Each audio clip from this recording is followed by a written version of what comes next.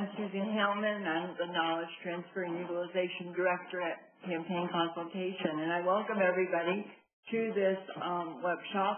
And what we hope will be useful to everybody today is a discussion of cultural heritage tourism and how national service programs are being involved in this effort in communities around the country. We have representatives of 3 terrific programs with us today. From the University of Alabama Moundville Archaeological Park, we have Chip Wente, who's a Vista and is involved in his assignment in helping to develop that cultural tourism site. We have Christy and Brittany Bauer, who are from the National Coal Heritage area in southern West Virginia. And we have Natalie Carter.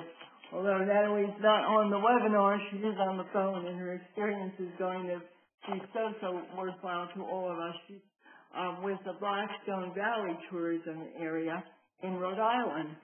So we'll hear brief presentations from all of them, and we'll have a lot of time for your questions and discussion of some general issues around the development of cultural heritage tourism and how national service can be involved in it. And as Suzanne said, as all of you that are national service programs know, evaluation is critical, so we ask that you hang around until the very end so that you can help to evaluate the webinar and help us make it better.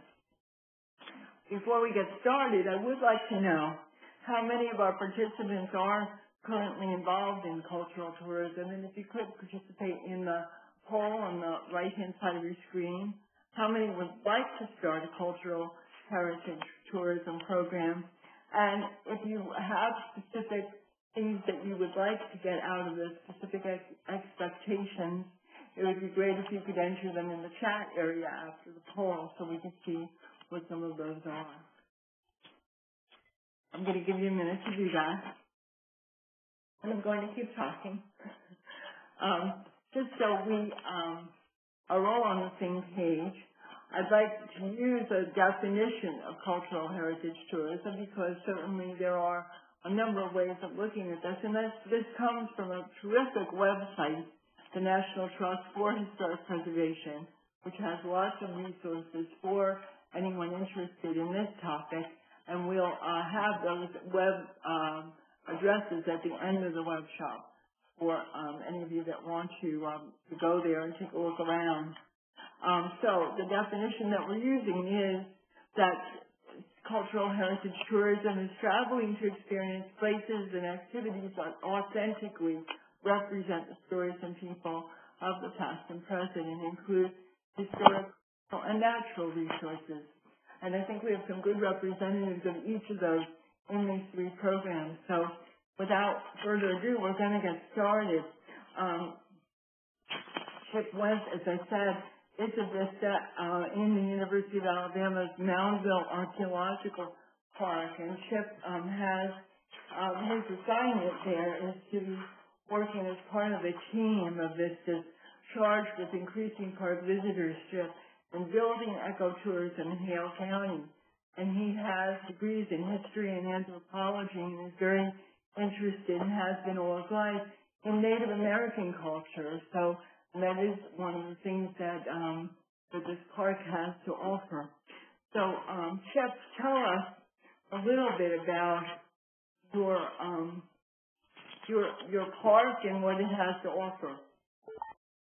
Okay. First of all, I am a part of a 3-year program under the supervision of the University of Alabama Center for Economic Development. About a year and a half ago, they secured funding for 3 Americorps Vista workers to be placed in each of the Tri-County, placed in each county of the Tri-County region. That's Hale, Bibb, and Perry County. It was the goal of the Center for Economic Development to help develop and maintain a ecotourism and heritage trail. And that is a trail utilizing state and local highways and focusing on various natural features, historical sites, and parks.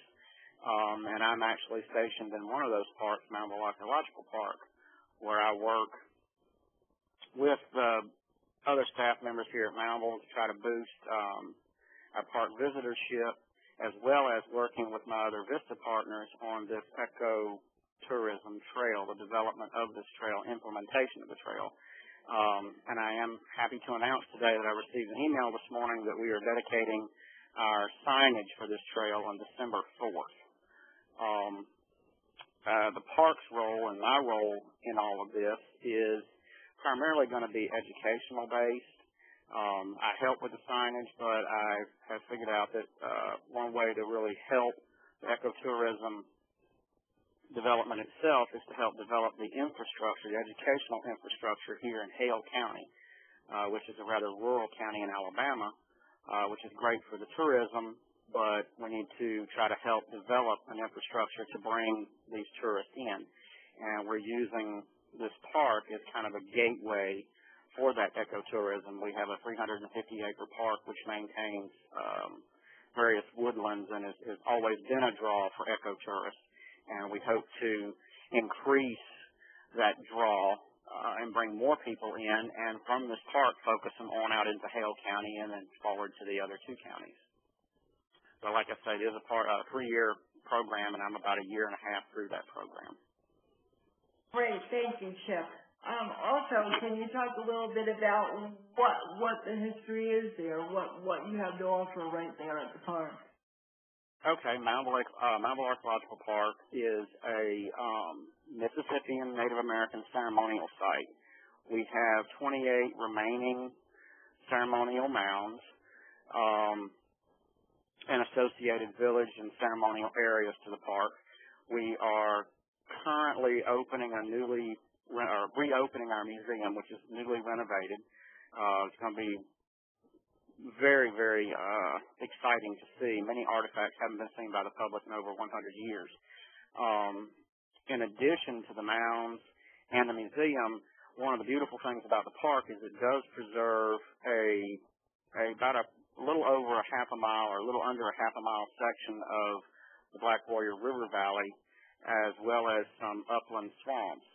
And at some point in the time, the park is undergoing a 20-year revitalization plan where we're going to focus on ecotourism and outdoor education, trying to teach school children about their Native American history as well as outdoor history. We have a number of different plants and animals that I wouldn't say can't be seen in this area, but can be easily seen in this park by all people. We also offer a little over a quarter-mile long raised boardwalk, which the public has enjoyed for many years, using as a platform for birding as well as for other wildlife. But in the whole, the park is about 350 acres, and it's a lot more than just the Native American ceremonial site. It provides a wonderful view of the river and a wonderful environment for those riverine plants and animals. That's a great description, Chip. So you're talking about ecotourism, tourists who enjoy the natural wonders that you have there. You're talking about attracting school children through education programs. Can you talk a little bit about how you package that to them? We talked on the phone earlier about how you offer programs to school children. Okay. My biggest interest right now is in educating the school children. We have a wonderful facility for education, and I like to use the excitement in the history of Native Americans to kind of encourage the kids to go out and learn more, and by that they also learn to read. But the way we package this program is we have teachers package, we have media spots, advertising our educational programs, our special education classes. I personally try to engage particularly school teachers who come into the park. We have implemented something called a Saturday in the Park program, where we draw people in on Saturdays for a 3-hour program based on Native American lifeways. It changes, the subject matter of that program changes by each Saturday, and I frequently get to meet school teachers while doing those programs myself and encourage them to come back and bring their classes back in. We also do outside or educational outreach where we go to local and area schools to teach them about Native American history. We also offer educational outreach programs in like natural history and hunting and fishing and other things to kind of broaden the spectrum of their education. Thanks, Chip. That's great. And I think you also had a very big special event recently. Is that right? Is that an annual event? Yes, we just got through with the Moundville Native American Festival. It was our 21st year. It draws on the average between 8,000 and 12,000. 3 years ago, we had a record of 17,000 people over the 4 days. Fortunately, this year we had rain, but even with the rain, I think it goes to show how special this festival is. Even with just downpours all the 4 days, we still managed to bring in almost 8,000 people in the rain. So we reach out to a lot of people during that festival. And it's very important to the park and to the Native American participants, particularly to coin a phrase that I've heard recently. Native Americans like for people to know that they're still here, that their history goes well beyond the prehistoric. It goes into the contemporary. And it's a way for these descendants of the Native Americans that lived here in the Southeast to actually meet people and meet school children and interact with school children and kind of, in a sense, downplay stereotypes that they're extinct or they no longer exist. They do exist. They're here every single day. And it's really wonderful to see some of my Native American friends interact with the school children and the excitement of the kids getting to meet a real Native American. Great. Thank you. That's a great overview, and I hope it already has given some people ideas about ways that they can work with their local communities to highlight what's naturally a gift to your region, what your assets are. Let's move on now and make sure we have time to hear from everybody.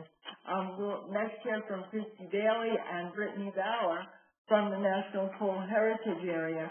Christy is the Executive Director of the National Coal Heritage Area Authority and the Coal Heritage Highway Authority, with responsibility for the development of the National Coal Heritage Area and the Coal Heritage Trail, which is a National Scenic Byway.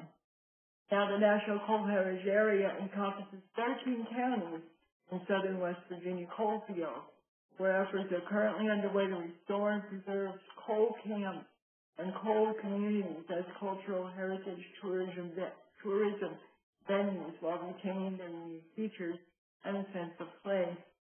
And Brittany is director of the Americorps program for the Coal Heritage Highway Authority in Beckley, West Virginia. She is an Americorps and CCC and VISTA alumna with 2 years of VISTA experience in southern West Virginia.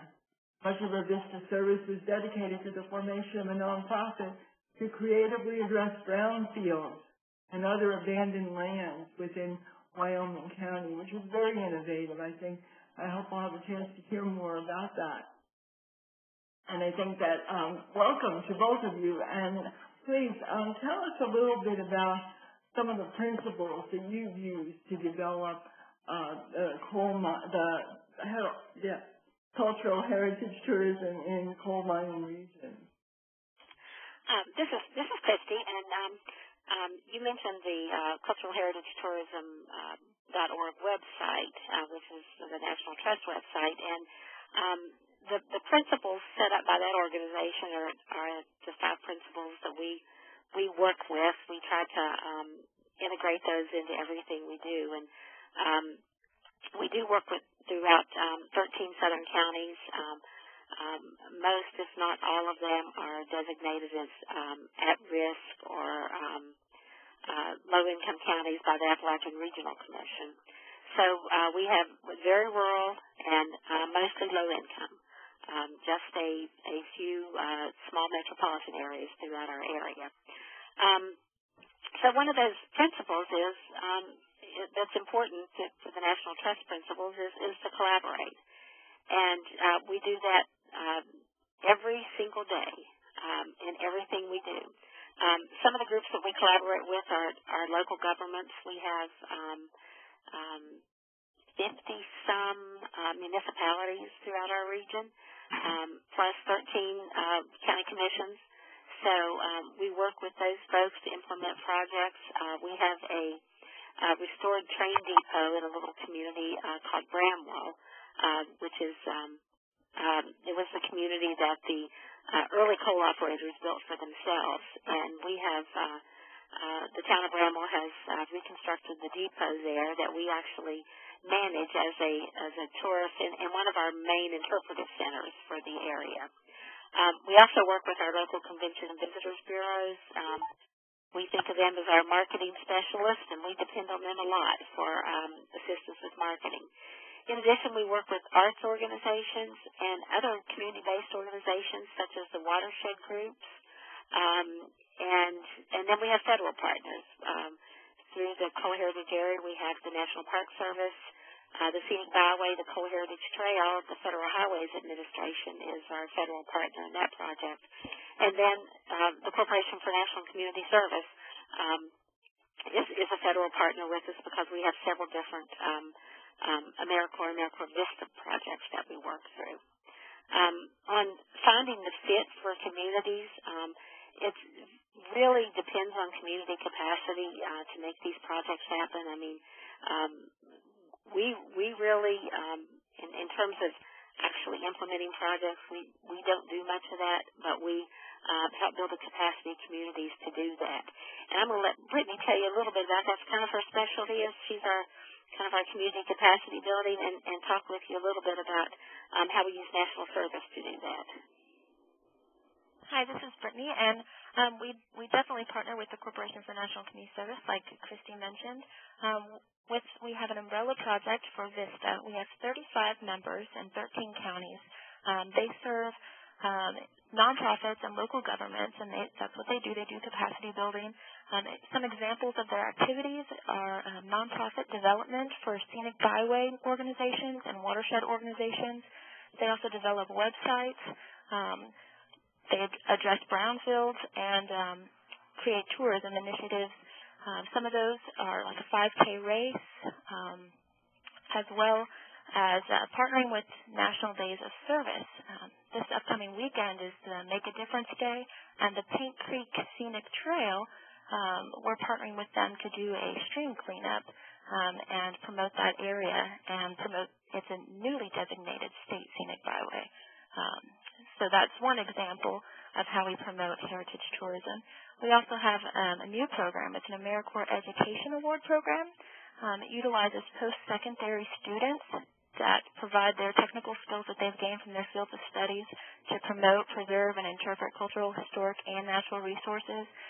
Some of their activities include developing geocache sites, GPS systems for the Hatfield-McCoy Trails, which is an ATV hiking and horseback trail system that goes through most of southern West Virginia. And another example is that they serve as docents in art galleries. And this... So interesting. So, Brittany, what you're saying is you're using your young people not after they've learned their history to actually be the interpretive guides for the history. Is that right? And you're also using their GPS skills to match the scenic trail? Yes, and we've partnered. We've partnered with the universities. One of our universities in the area is Concord University, and they have a marketing program to develop 3D technologies. Where if you looked at a tourism guide and you put on some glasses, the pictures would pop out in a 3D fashion. And so some of those interns are even working on that technology. That's very cool. That's very cool. And then, Go ahead. And we also are utilizing NCCC, the National Civilian Community Corps. They're going to be coming on October 30th to work at 2 sites within our region. One of those sites is Wolf Creek Park, which it follows the smart growth principles. It mixes residential, commercial, and green space, and they're going to be developing a wetland boardwalk at the New River Gorge Nature and Birding Center in that area. And then the other part of their time, they're going to go to the John Henry Historical Park in Talcott, West Virginia, which is a very small town. But it is the acclaimed birthplace of the legend John Henry, which is, I guess, not a legend. But they're going to be building trails there, and there's 14 acres of wooded area that they're going to be paving and leveling and possibly building some bridges over some small streams as well. So we definitely utilize Americorps to do a bunch of different things. Those are also great examples of how you're making sites and programs come alive, which I think is one of the next principles, isn't it? Are there other things that you're doing to bring these things to life? Well, one of the projects that we've had, we have it's a very small community group, and they're very grassroots. They started out as a neighborhood watch, and since then they have built a community park. They built a coal miners memorial. So this summer we worked with them to bring tour buses to their area with local residents as step-on guides.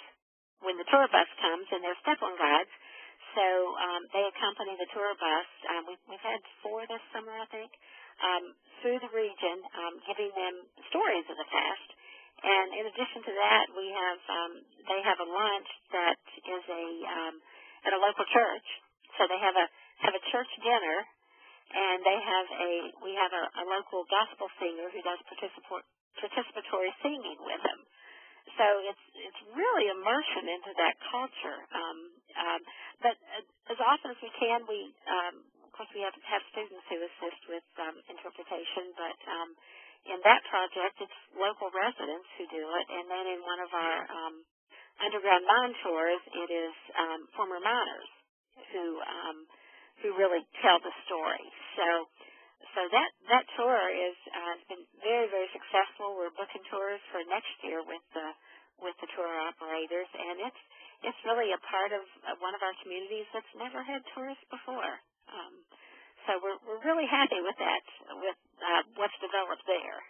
Now, one of the questions that I heard before we did this webshop was from some RSVP programs, which of course use seniors, and they were asking how could they involve seniors in this kind of heritage tourism, and that's a great example of how you might involve people in telling the history. If that's what you're attempting to do, boy, they're more than willing to tell their stories. It sounds like, and I'm sure there are many small communities where that's the case. So that's a great tip. Let's talk about quality and authenticity. How are you getting to that? Well, one of the things that we make sure to do in all of our planning is to have community input on that. We just recently did an interpretive plan for the Coal Heritage Trail, the Scenic Byway.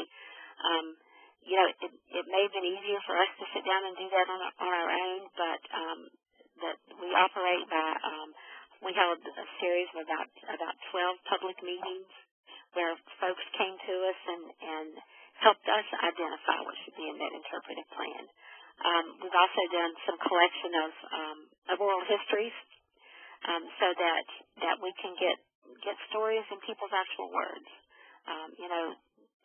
What people want to know about is people.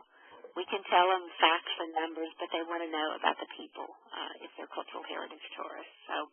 So we've engaged the community in that by collecting oral histories too, and that's kind of a long-range plan. We intend to do some more of that as we go. Thank you. And I think you've also made clear how important it is that these resources need to be protected as well as used for the benefit of the tourists. That there has to be some amount of preservation and effort not to exploit them unfairly. Right, and you know, if working in low-income communities, that tends to be a challenge to get the resources for preservation of structures. Lots of times when the unemployment rate's high, you know, any development's good development. And so the idea of preserving things is a little bit of a challenge. On the slide you all have there in the upper right-hand corner, that's a former company store. And if you're familiar at all with coal mining, you know that each little community had its store that was run by the company. Well, that was a company store, and we were extremely pleased there that a private entrepreneur, who actually is not from our area, restored that company store using his own funds and historic preservation tax credits, and now leases it out to a local nonprofit to run. So we were very happy with that project because the resources are very scarce these days for historic preservation. When you're in communities where there's not water and sewer, then it's kind of hard to make the case for restoring a structure. So that one has been particularly valuable to us, that it was done by an entrepreneur using his own funds. So that's a little bit of a challenge, and historic preservation is expensive, and so that continues to be a challenge for us. I think for everybody, but yeah, certainly in this area, it's not the first thing that people think of, but it certainly is important.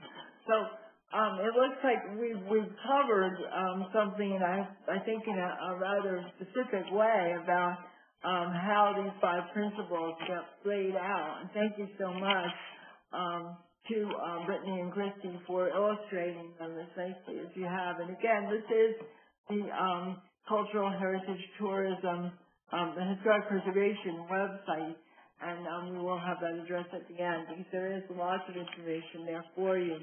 Let's move on to Natalie Carter, and Natalie has many years of experience working with cultural tourism in Blackstone Valley, which is in Rhode Island, and she worked in the nonprofit field for 40 years and began in 1992 as the first educational director for the Blackstone Valley Tourism Council, where she developed the historical and environmental programs River Classroom and River in the Classroom, which must have been wet.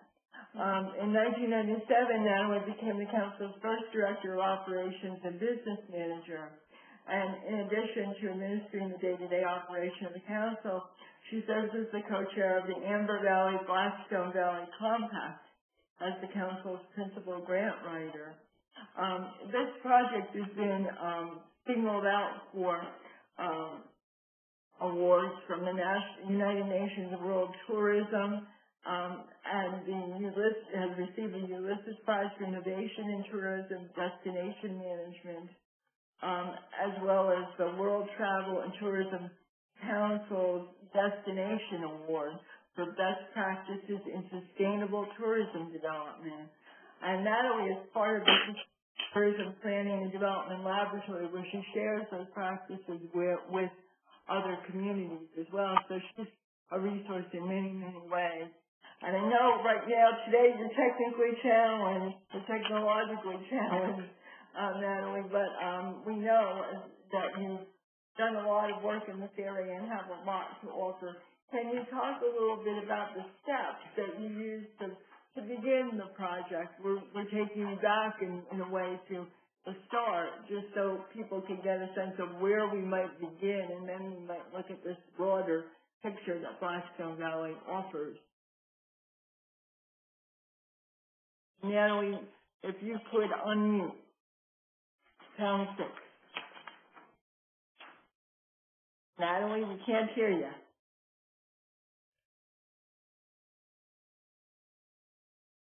Can you hear me now? Yes, thank you. Okay, very good. I must say that, along with this, we also, on the Cultural Heritage Tourism site, we are one of the success stories. So you can read our story on that site. That's great.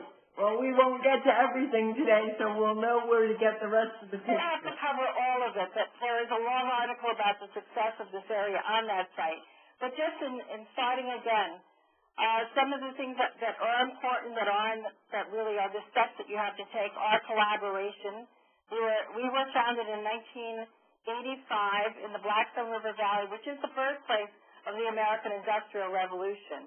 Silver Mill is the site here in Pawtucket, which is along the Blackstone River, which was the country's first polluted river, not worst polluted river, because of the amount of industry that had taken place along this river. It's the second most powerful river in the United States, second only to the Niagara. And that power was able to generate all of the mills that were at one time along our river and polluted our river.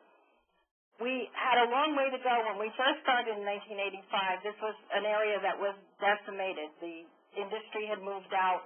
The river was polluted. People were not even thinking about tourism. That was the last thing on their mind. So one of our first steps was really to change and to brand the area. And the Blackstone Valley really didn't come about until that time. People didn't identify themselves as a member of the Blackstone Valley until about 7 years into the work in this valley. We were lucky enough to get help from the National Heritage Corridor.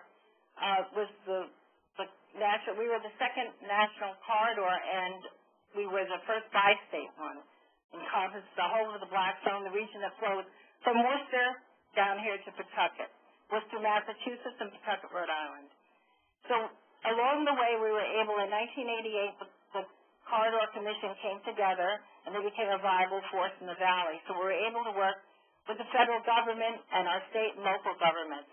In collaboration, it's very important that this be a community effort. To go out to our communities, to work with our communities, one of the first steps we took, and it took quite a while, was develop a comprehensive tourism plan for the first one in Rhode Island for our area. We went to every single city and town, worked through town meetings, met with people to get that as part of their comprehensive plan. And that was published in about 1992. From then, we identified the needs. With the corridor, we worked along for the infrastructure, for getting money into here, and they found that of every dollar that was invested, at least 10 came back in investment locally into the area. So the important part is finding the fit. Well, there were 9 cities and towns, and in the whole corridor, there were 24 cities and towns. So we had a lot of work to go out and to talk to people, to find out what it was that they were looking for, what they thought about the area, to get them involved in this, finding that more than a voice of one and going out and getting people collaborating, and also with good leadership. Leadership is also a very important part of this story.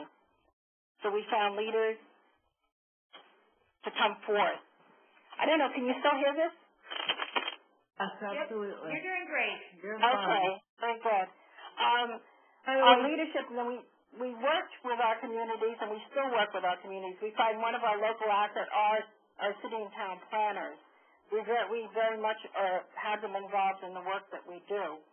We also looked toward establishing, there was no watershed association here in our section of the Blackstone. There was one in Massachusetts, but not in Rhode Island. We found the grant money. We established the watershed association. We worked with the VISTA to find we were the first affiliated area for Keep America Beautiful. We call it Keep the Blackstone Beautiful program. That was done by our VISTAs. They were able to go out to work with the watershed councils, to work with the local people who are cleaning up the rivers, to work on greening projects in the towns. Of the towns in Rhode Island, we have a bit about how one of the things that I was so impressed about when we talked in the things that you've done is working with the neighborhoods and their changing populations, and how you've worked with new small businesses to help them become involved in this. Could you talk about that? Because I think that's a big part of step 3, planning for visitors, is preparing local businesses to be able to cater to the tourists that come. Exactly, and we did this again through another grant. We were able to become American Heritage cities and towns too. We applied for that. We were granted that. The Blackstone River is an American Heritage river. And in our cities and towns, because of that, we were able to find a $50,000 matching grant to work along one corridor, an area of 3 of our poorest communities, And we went out to the businesses because it also had a very good had many historical sites. We did an inventory, and we noticed that the people didn't understand these historical sites or even know that they were historical sites. Going out into the community, we found the community has changed. There was a huge Hispanic population, and many of them in Cape Verdean population, Portuguese population. They set up little restaurants or community businesses. So we found the money to go out, and we started the Broad Street Regeneration Initiative, which we sent out, and visitors have also worked along with people along the street, planning for the small restaurants, getting them together, meeting their needs, going to them and asking them what they were looking for. We started a program where we featured them on a tour, an international food tour. We brought people in and did a historical tour first, and brought people to the restaurants and had them experience the local food of these community restaurants. This has been very successful. It's been expanded this year into going into the restaurants and then doing a secret ingredient demonstration where they show how to make something or do something that they produce and why it's successful and why it's so special. And then the diners then have dinner, they talk to the owners, and they learn about the different restaurants. These people come from all different areas, so they are now exposed to these restaurant tours. Along the way, with any small businesses, do have a turnover. We go out and see what they want. They were looking for microloans at one point, so we worked with the Small Business Administration to find out that their microloans were too big, so we worked on mini microloans. There was some peer-to-peer lending. We were looking at building an association where they could get their food and go in and cooperative and try to buy food. Some community gardens where food can be also used in these restaurants.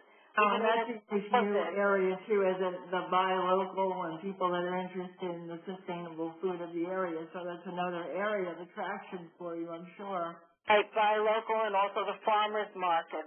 We're also and how have you been able to market the Blackstone Valley? Can you talk just a little bit about that, Natalie, so we can get on to some of the discussion questions? Okay, I know this is so much. There is so much here, and I couldn't hear what you said. My phone, of course, is also blocked here.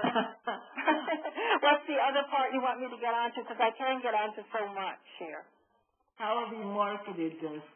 How do we market this? Well, this is an interesting thing. I noticed that you say marketing. We consider ourselves a destination management organization. Marketing is a very, very, very important part of it. We find we market locally. We also try to keep up with technology. We have about 30-some websites that are linked together that give a lot of information about the area. We also market, we have found inexpensive printing prices. We do a lot of local brochures. We try to get on a lot of people's radar, but we don't really have a marketing budget. We get a lot of press because we generate stories that to some people seem a little strange too. But we know a lot of people can market. We look at ourselves as implementers and doers, and we have attracted that and tried to find a branding. So we have worked with the National Heritage Corridor and our Massachusetts partners to try to market together with big money. We try to find money together to find a way to market and brand this area as one individual area. So we try to market in many small ways, but because of our budget, really can't go out for the big marketing. But we do find we're pretty successful in getting the word out. Thank you. And I hope that participants will go into the different websites that these organizations have, because Blackstone Valley, for example, as Natalie said, has 30 or 40 different websites, and it's very interesting to see all the different little niche tours that are involved in this, or bakeries and quilts and all kinds of things that you wouldn't expect. So I do encourage you to take a look around and spend a little time looking at these sites after the Webshop is over. Let's move on to handle some of the questions that have come from our participants since we've been talking. One of the things that came up in the questions, and was also one of the questions we wanted to talk about, was what was needed to start? Where did seed money come from? A lot of folks are struggling with that, especially rural sites where the economic development money doesn't come as quickly. So, panelists, how can you help us with that? Well, I can talk about our area, where our money comes from. We have been successful in, we do have a hotel tax here in Rhode Island, and the hotels that are in your area, you get a small percentage. It's about 26% of our budget comes from the local hotel tax.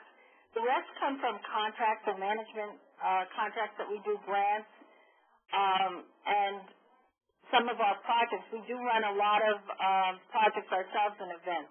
We feature our local railway. We run a type of polar Christmas train, a fall train. We have to rent the train from the railway, but we still try to make enough of a program where people can still join us. We run different festivals and events. Christy and Brittany, what about you? Where have you found money to support, especially at the beginning when you were small? Where did some of the money come from some of the nonprofits that you were helpful in starting? Well, for our two organizations, the Co-Heritage Trail and the National Co-Heritage Area, of course, the Heritage Area gets a small appropriation each year, and the Scenic Byway also has a small federal appropriation each year. We were created as a state agency to further economic development in our region, to help diversify the economy that's been very dependent on coal for all of these years. So we also get a small state appropriation. After that, for project money, we are, we spend a great deal of time writing grants,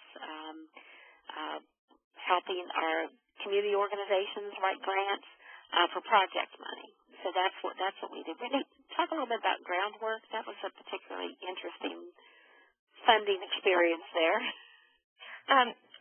So because of the coal mining industry and the legislation surrounding brownfields with the EPA, mine-scarred lands are considered brownfields. Brownfields are usually recognized as, people recognize them as toxic areas with petroleum or other hazardous substances, but in our case, most of the county, Wyoming County and many of the counties in southern West Virginia, are mine-scarred lands. In Wyoming County particularly, it's very rural, and about 85% of the land is owned by land companies, coal mines, and is not available for public recreation or development. There's a national network called Groundwork USA that works in partnership with the Environmental Protection Agency and the National Park Service. And if your community has received a Brownfields Assessment Grant, you are eligible to apply to become part of this Groundwork USA network. So in that, with Wyoming County, we applied, and it's about a 2-year process. You have to do a feasibility study and a strategic plan, and it involves a lot of community outreach and community meetings in order to do the feasibility study and strategic plan. But in return, if you decided that you want to take that step forward and become a Groundwork Trust, you receive $15,000 for the feasibility study and strategic plan. In addition, $85,000 from the National Park Service and the EPA towards building the foundation of this organization that will address environmental issues in the county or the community that you've defined. It also requires a match, and it's generally a local match. And in our area, our county commission, it's, when there are communities that don't have water and the basic infrastructure, it's hard to put in $25,000 a year for 3 years. So what our county worked out is that they'd provide $12,500 for each year for 3 years, matching local funds that are raised. So the local community has gone around and solicited funds from businesses. They're soliciting funds from different foundations, and they're using that Groundwork USA network to really work and build that relationship with foundations. And so far, they've raised about $20,000 from people giving small donations of $200 here and $200 there towards meeting that match. That's remarkable, isn't it? That's a lot of the ideas that we just heard from special events and things that you would be doing anyway to bring economic growth to your small community, and also the dependence on federal agencies that have startup seed money for special classifications of scenic byways, historical heritage places, and now EPA and Park Service are two more. That's pretty interesting. So, sounds Can I like just interject something for 1 minute, just 1 minute? Don't think just because you're rural you have that. We have along Broad Street just gotten $1 million grant from the EPA, also because we have brownfields all along because of our industrial history. So it's very much a part of any community, the brownfield issue. Yes, definitely. Yes. What about how are you generating interest in historic tourism from the community? Because we know this would be a terrible uphill fight if the community wasn't interested or involved. And I hear about your community meetings. I certainly understand that their outreach is part of it. Are there other ways to get people behind this so that they understand how it can benefit them? Well, in terms of the Coal Heritage Area and the Coal Heritage Trail, they were actually created as a result of community interest. The people in the area saw the resources being destroyed every day and disappearing every day.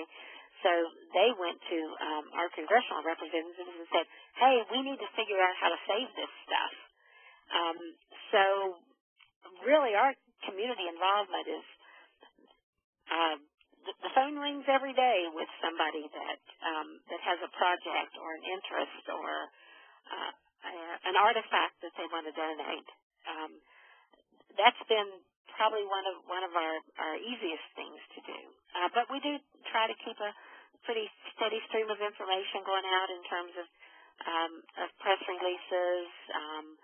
We try to stay out in the public as much as possible. Today I attended a mayor's meeting in an adjoining county.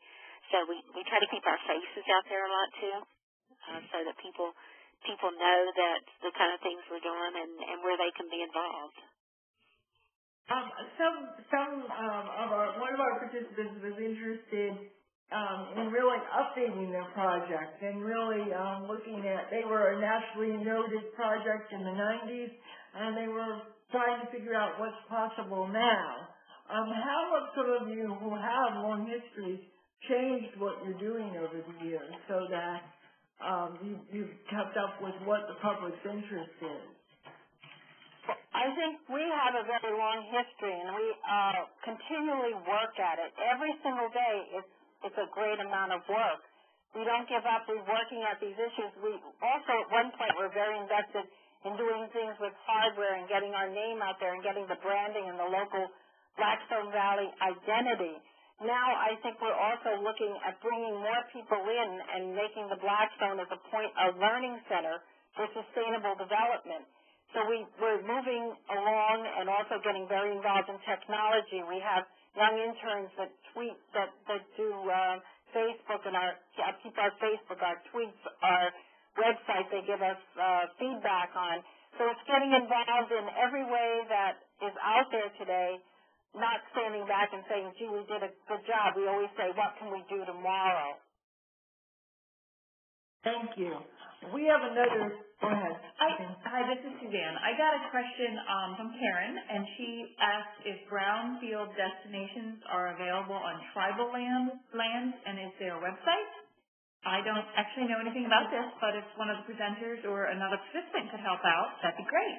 Brittany, do you know whether there are brownstone sites on tribal reservations or should This is Brittany, and yes, the reason I know this is because groundwork has worked or is working to develop a trust at a tribal site, and in order to do that, they've had to have that brownfield declaration.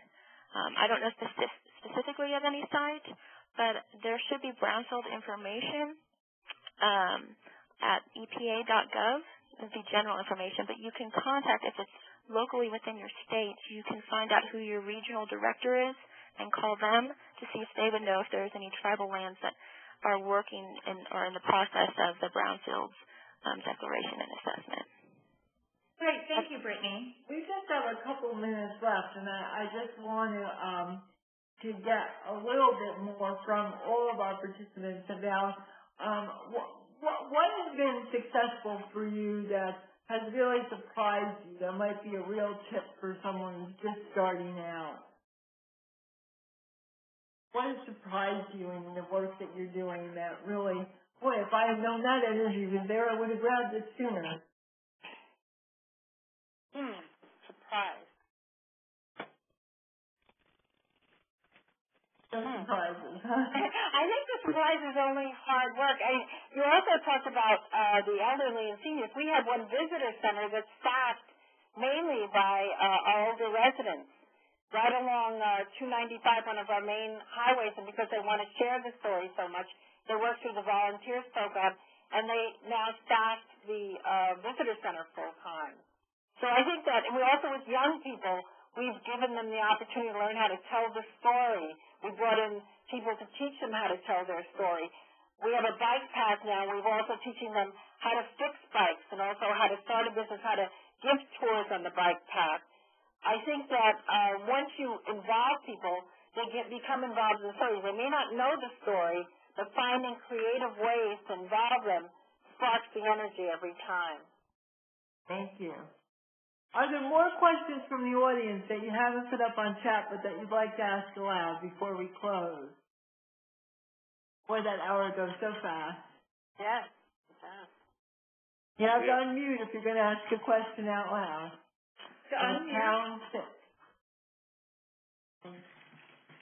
No more questions. I will ask you, please, to take a look at the evaluation questions, which we're going to post in just a minute. And please let us know how this met your needs, whether you got what you wanted from it. Tell us what else you might want in the future or what might have made it better.